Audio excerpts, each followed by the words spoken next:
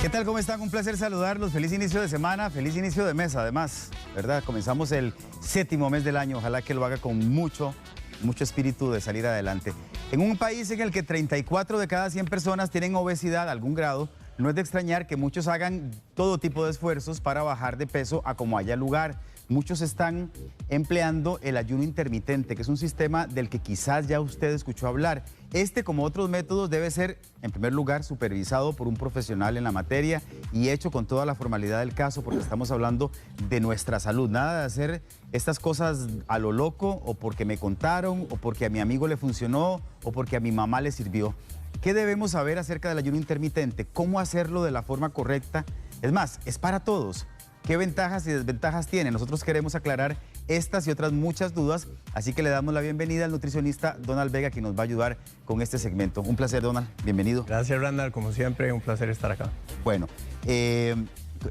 ya lo explicábamos un poquito. Yo creo que creo que en términos generales entendemos bien qué significa la palabra ayuno, pero cuando hablamos de ayuno intermitente, ¿cómo nos puede explicar usted eso? Ok.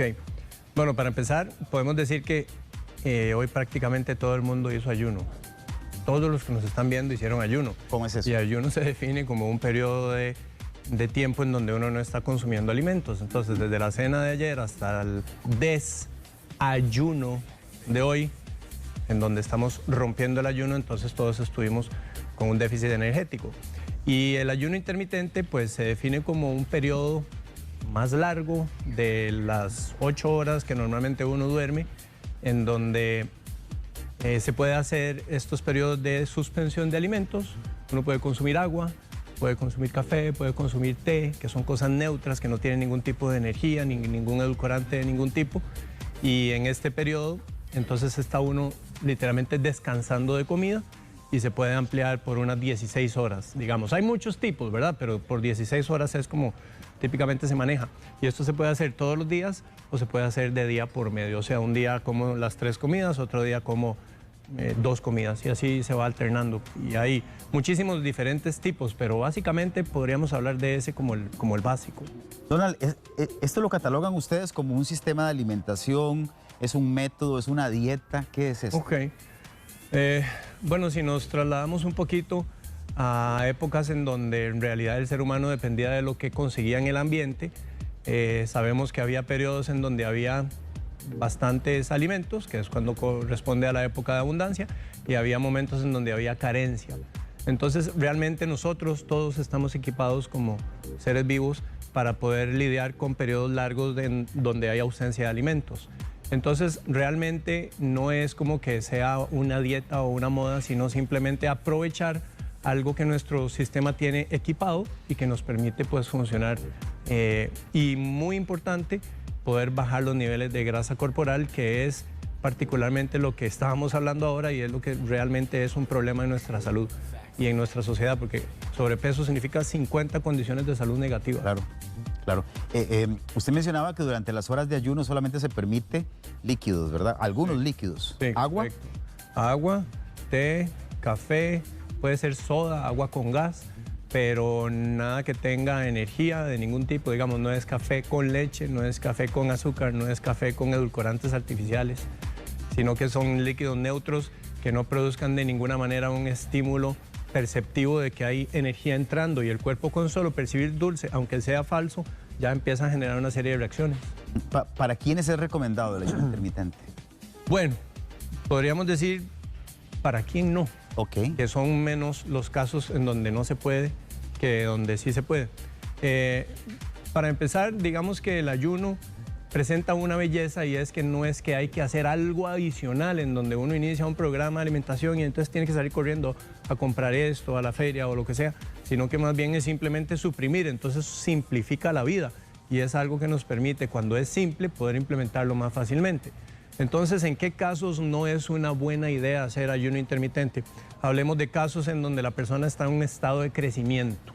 Para empezar, niños, yo diría que hasta la edad de los 18 años sería una buena idea que no hagan ayuno, a menos de que haya un elemento de sobrepeso extremo.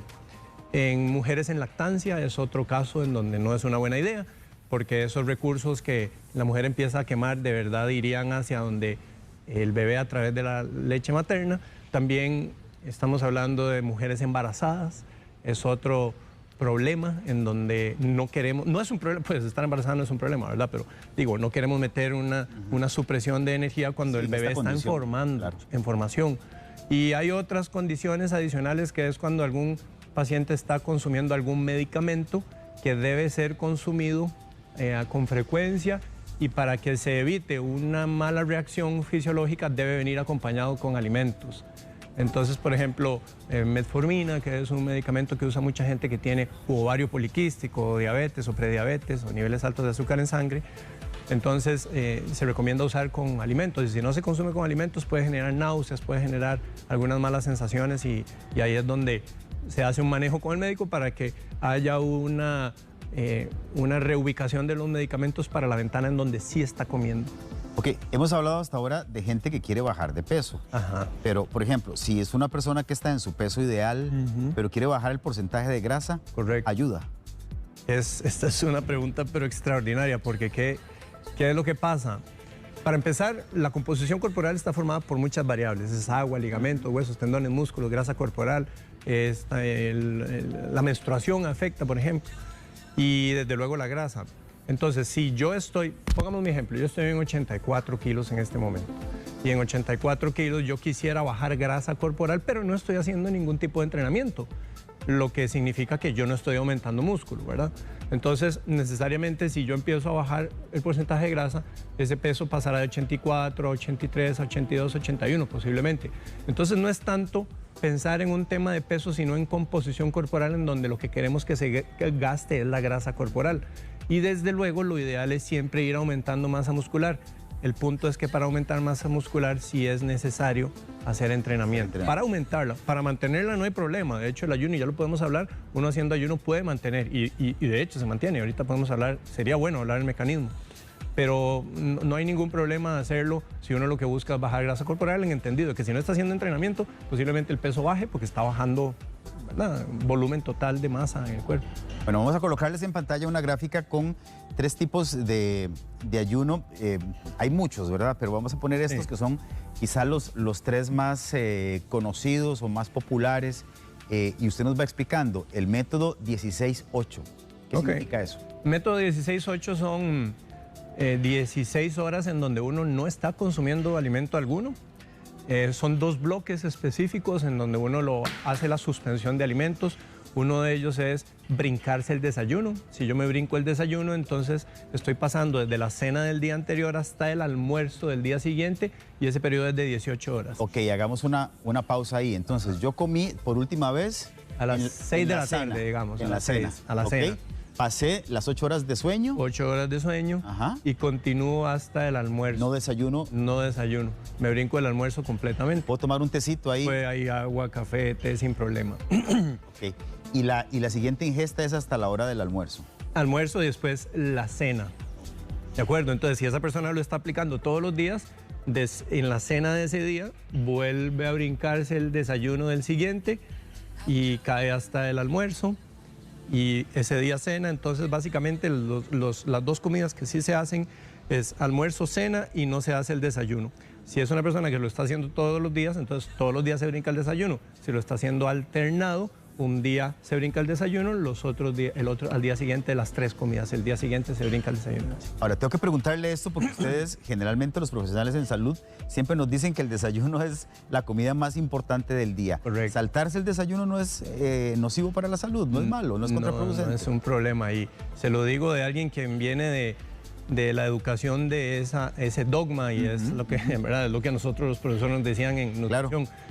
Brincarse el desayuno es lo peor que usted puede hacer. Sí. Entonces, realmente pensemos en lo siguiente. Tal vez aquí alguna persona ha hecho algún festín fuerte, no sé, el día de Navidad o almuerzo o cena, y después queda la persona totalmente que no quiere ni moverse y mentalmente queda con letargo. Cuando uno está en ayuno, de hecho, se hace un afinamiento del funcionamiento cerebral. Entonces, para empezar, pensemos primero, porque creo que son las 2 cosas, las 2 variables importantes. ¿Mi cerebro va a funcionar peor si yo no desayuno? No, todo lo contrario.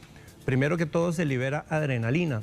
y la adrenalina hace que los sentidos se vuelvan completamente agudos y el funcionamiento cerebral aumenta. De hecho, en las prácticas que se hacen a nivel religioso, el cristianismo, el budismo, los musulmanes hacen periodos de ayuno y con esto lo que buscan es entrar en un periodo de alto funcionamiento cerebral en donde hay un estado alto de meditación sobre la propia vida y es un efecto aumentado de funcionamiento cerebral, por un lado. Y después está el problema, y si yo hago ejercicio me voy a desmayar. Yo necesito desayunar porque si no me voy a caer. Sí, la gente o sea, a ver, tenemos la idea de que realmente el desayuno es la gasolina que necesita nuestro organismo para iniciar. Correcto. Si estás, digamos, porque hay varias perspectivas, si estás en una alimentación alta en carbohidratos, el hígado tiene ahí y los músculos tienen energía que dura de 24 y hasta 48 horas. O sea, si yo arranco hoy, el día sin desayunar, voy, entreno al gimnasio, y pasaron 24 horas y yo todavía tengo energía suficiente para que el cerebro esté teniendo un flujo adecuado de azúcar en sangre que hace que funcione bien. O sea, no es que se me va a caer el azúcar. Okay, eso pasa por 24 o 48 horas, el cuerpo tiene una suficiente cantidad de energía. Entonces, por un lado está esta parte de mantener una energía que está afluente y efectivamente sucede. Y es de 24 y hasta 48 horas desde que uno dejó de comer si está comiendo alto en carbohidratos. Si está comiendo bajo en carbohidratos, que es esta alimentación que nosotros promovemos, la cetosis nutricional, o baja en carbohidratos, hay varios, es todo un espectro, entonces el cuerpo, uno lo lleva a un punto, no estamos hablando de ayuno, en donde el cerebro finalmente está usando grasa como fuente de energía, se llaman cuerpos cetónicos.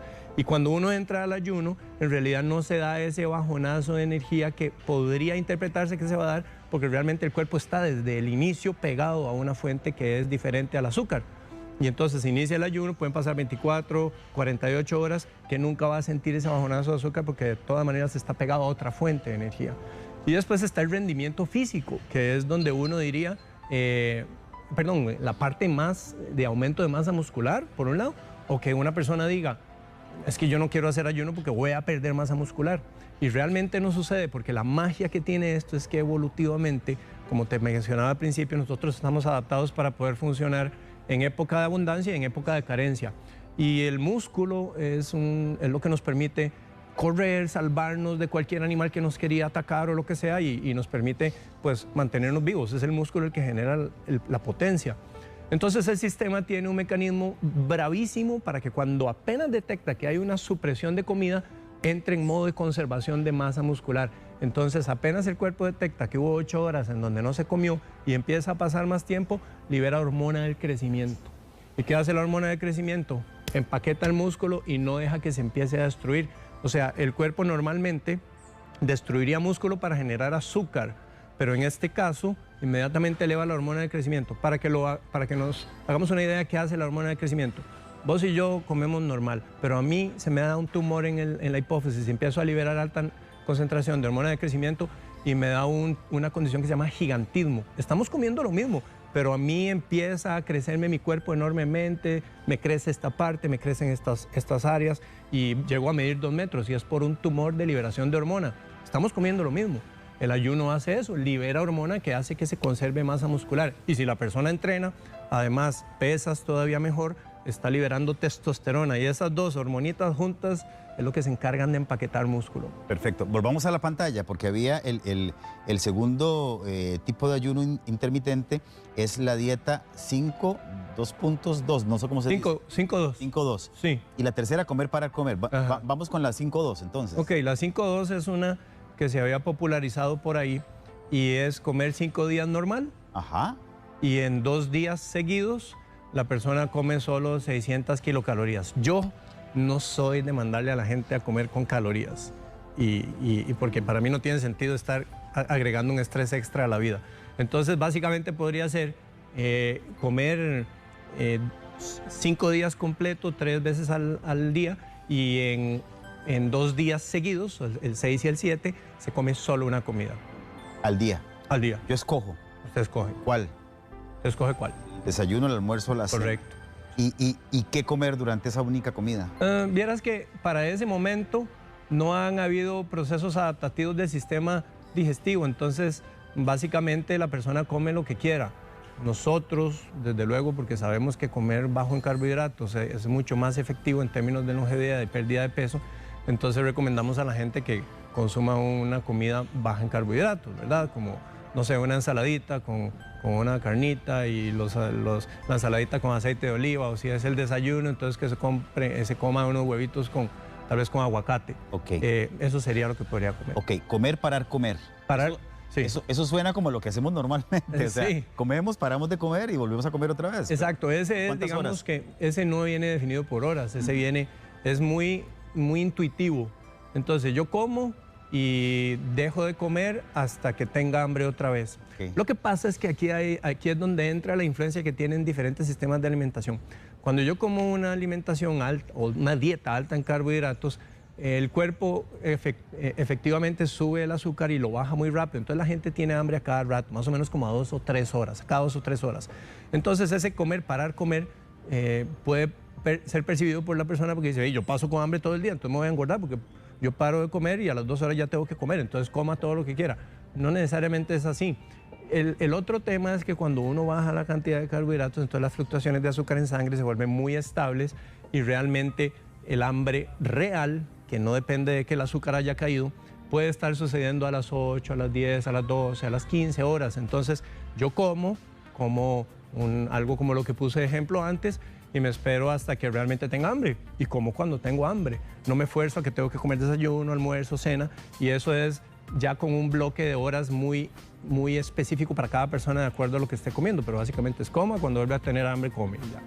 Donald, antes de irnos a la pausa y comenzar a contestar algunas preguntas, que hay muchas, ventajas y desventajas. ¿Cuáles son las principales ventajas? Bueno, las ventajas es que produce, que no lo hemos mencionado ahorita, pero produce la activación de una molécula que se llama BDNF. ¿Qué hace el BDNF? Toma células madre y las convierte en neuronas nuevas. Entonces agudiza el funcionamiento cerebral. Cuando uno está haciendo ayuno, también está con procesos inflamatorios digestivos que se han disminuido. Además, tiene esta parte de conservación y aumento de masa muscular que es totalmente opuesto a lo que uno podría pensar, ¿verdad? Yo dejo de comer, se me viene músculo para abajo. Estamos quemando grasa corporal a un nivel muchísimo más acelerado que como se podría hacer si no estamos haciendo el ayuno. Y las desventajas pueden ser la percepción de la persona de que yo no podría comer, yo no podría hacer ayuno. Lo que pasa yo no es que, puedo pasar sin comer. Exacto. Lo que pasa es que, vieras que es interesante, porque la gente que lo dice nunca lo ha probado, pero en el momento en que lo prueban se dan cuenta de que internamente hay una gran posibilidad. Y después está el tema de que si hay una persona con diabetes tipo 2, tiene necesariamente que llevar un seguimiento médico, porque el ayuno, y si está usando insulina, tiene que hacerse de la mano con el médico, definitivamente. De todas formas, para comenzar a poner en práctica el ayuno, es recomendable que la persona se ponga en las manos de un profesional, ¿verdad? O sea, no es que, por favor, no hagamos esto así, ¿verdad? A lo loco, como les dije al principio. Sí. No es que mañana ya yo voy a comenzar a ayunar porque no sé ni siquiera cómo estoy físicamente. Hay algunas cosas que hay que revisar y siempre nosotros recomendamos que esto debe ser guiado. Especialmente y preferiblemente por alguien que lo practique en su vida, ¿verdad? No es simplemente ir a hacerlo hacia lo loco, porque hay algunas cosillas que hay que considerar, hay que generar un equilibrio de minerales y hidratación adecuada y otras cosas, pero sí. Bueno, ahí les decía algunas preguntas. Por ejemplo, ¿se puede hacer ejercicio durante el ayuno? Respondo. No. Voy a ir a la pausa y respondemos cuando volvemos. Bien. ¿Te parece? Estamos hablando sobre ayuno intermitente, ya volvemos. ¿Qué tal? Estamos conversando sobre ayuno intermitente y por supuesto que sus preguntas son muy importantes para nosotros.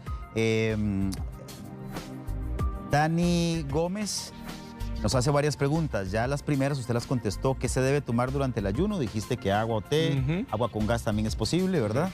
Ok.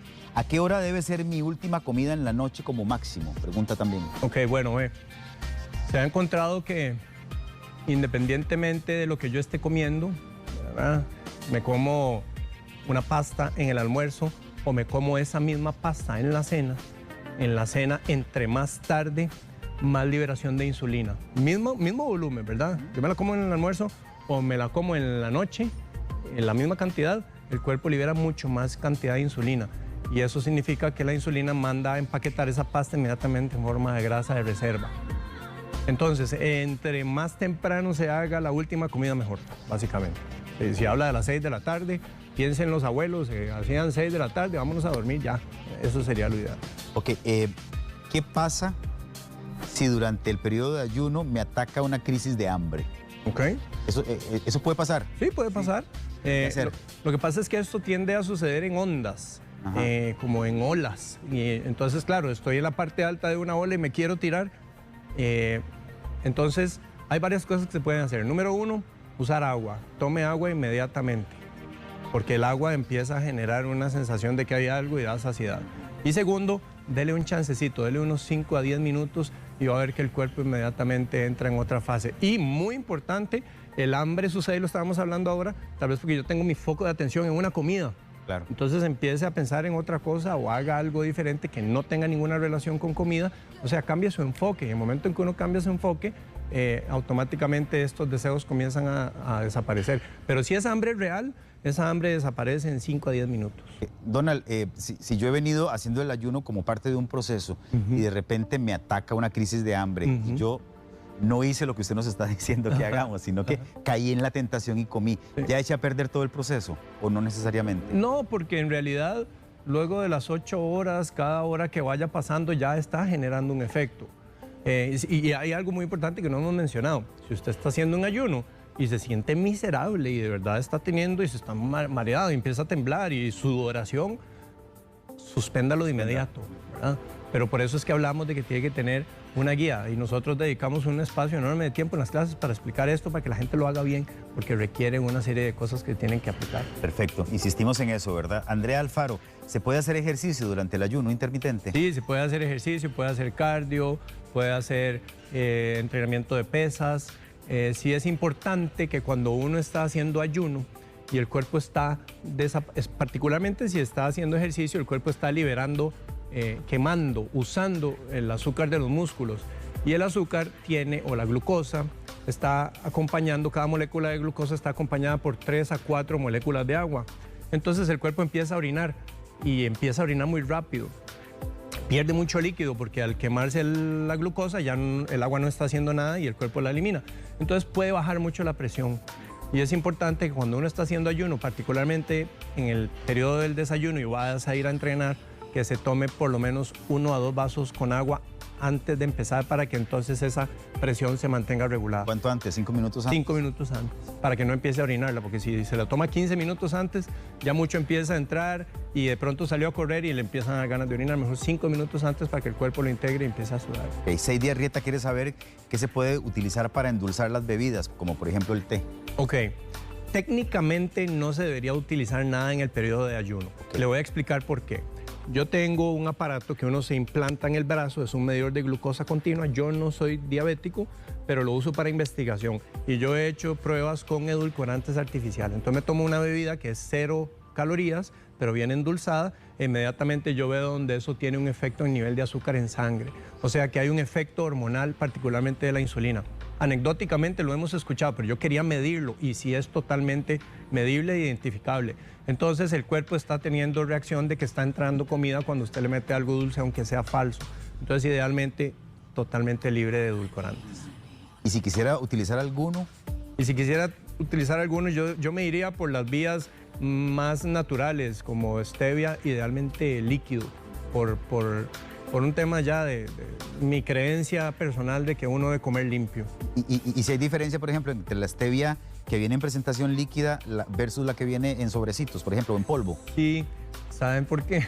¿Por qué? Es porque ese volumen que se le agrega, o sea, si yo tuviera ese sobrecito de 1 gramo, solo stevia sería extremadamente dulce.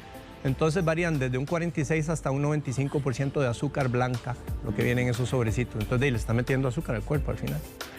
Ok, Susi Moreno nos cuenta que ella ha seguido la dieta cetogénica. Ajá. Y le pregunta, ¿se puede hacer ayuno de desayuno todos los días? Yo me levanto sin hambre, por favor acláreme. Es decir, ella no desayuna. Ajá.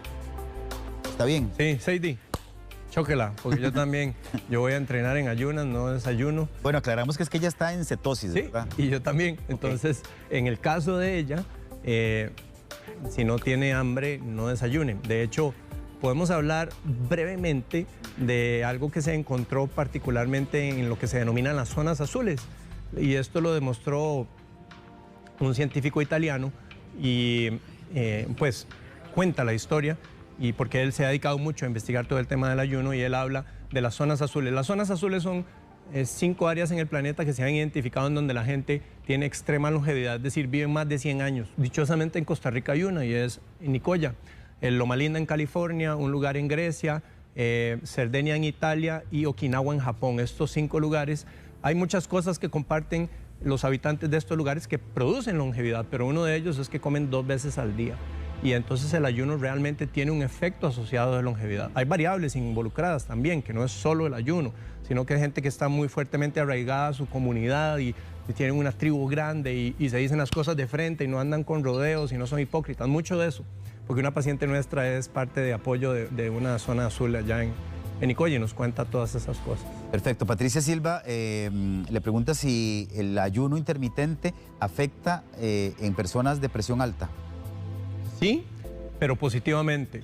Y era por este tema que yo hablo de que el cuerpo empieza a liberar líquido, y cuando el líquido se libera, entonces la presión comienza a bajar. De hecho, usted sabrá que las pastillas, algunos tipos de pastillas para regular la presión son diuréticos, o sea, hacen que el cuerpo esté orinando. El ayuno intermitente hace eso naturalmente. Hay otros tipos de ayunos, hay ayunos de 24 horas, de 48, hasta de 5 días, hay ayunos de 2 semanas. Por ejemplo, un médico en Canadá trabaja protocolo de 2 semanas completas en ayuno para pacientes con problemas muy severos de hipertensión y diabetes. Aquí estamos hablando de los periodos cortitos. Ok, 2 preguntas más antes de despedir, Donald. Ariel Josué Campos, ¿cuáles son los efectos del ayuno intermitente en la reducción de triglicéridos? Extraordinaria. Lo que pasa es que esto es interesante porque si y nos ha pasado con pacientes, llegan y se hacen una prueba del perfil lipídico, y cuando la prueba del perfil lipídico mide triglicéridos, normalmente el periodo de ayuno son 8 horas que le piden a la persona para que se haga esa prueba, pero llegan pacientes nuestros que llegan 16 horas haciendo ayuno y se hacen la prueba y resulta que los triglicéridos en algunos casos salen altos, y es porque claro, en el momento en que el cuerpo no está consumiendo nada, inmediatamente saca esto a circulación para que sea utilizado como fuente de energía. Entonces, transitoriamente los triglicéridos están altos, pero si eso se usa y nosotros mandamos a repetírselos, hágalo, pero en una ventana de 8 horas y le salen totalmente normales. Entonces, tiene un efecto de disminución de los triglicéridos y de todo el perfil lipídico. Ok, y Elena Rodríguez quiere saber si ella aplica el ayuno 16-8. Ajá. Le pregunta si podría saltarse la cena en lugar del desayuno. También, de hecho, por esto que hablaba yo ahorita, de que la insulina tiene una respuesta mucho más fuerte durante la cena que durante el almuerzo o el desayuno, entonces todavía potencialmente es mejor si se brinca la cena.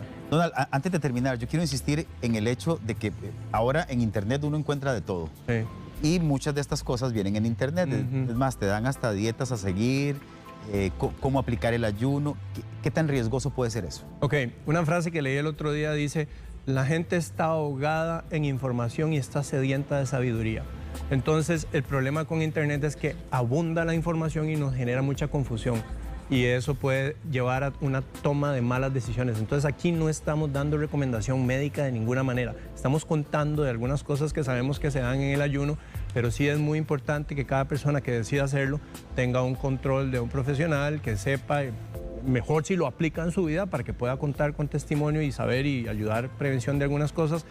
Pero todo lo que tiene que ver con uso de medicamentos, niveles altos de azúcar en sangre o diabetes o hipertensión, deben necesariamente ser controlados por el médico para que haya ajuste de medicamentos, porque nada más, si una persona está haciendo ayuno, normalmente maneja azúcar muy alta, pero el ayuno le baja el azúcar y además se inyecta insulina, esa persona se nos puede ir en la noche. Perfecto. Y termino con un comentario de Mari Branes. Dice: yo lo hice, doy fe de que sí baja de peso uno. Es un excelente método. Lo dejé por tratamiento médico, pero estoy deseando terminar el tratamiento para volver porque me sentí muy bien. Todos los dolores se me fueron. Así es. Además, bueno, muchas gracias de verdad a todos los que hicieron sus preguntas y sus comentarios. Donald Vega es nutricionista, está en Philosophy y el número es 4040-0015. Así es. 4040-0015.